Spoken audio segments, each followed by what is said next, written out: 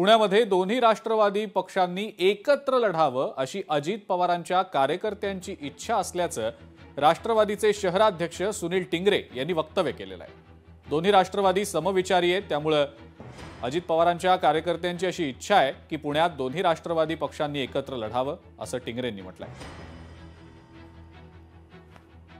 कार्यकर्त्यांची जरी मागणी असली त्या ठिकाणी फिजिबिलिटी बघून दादा आमचे वरिष्ठ जो निर्णय घेतील तोच फायनल होणार आहे। आज आग्रही भूमिका निश्चितपणे सर्व कार्यकर्त्यांची आहे की दोन्ही राष्ट्रवादी एकत्र लढावे। त्यामुळे जर समविचारी पक्ष शिव शाहू फुले आंबेडकरांना मानणारा त्यांच्या विचारधाराला मानणारे लोक एकत्रित असेल तर काही हरकत नाही। पुण्यातलं आता आमची चर्चा होऊन कार्यकर्ते काय म्हणतायत, आमचे नेते काय ठरवतात, शेवटी पक्षप्रमुख म्हणून अजितदादा आहेत, ते जे ठरवतील त्या पद्धतीने आम्हाला अंमल करावा लागेल। आम्ही चाचपणी करतोय त्या पद्धतीने।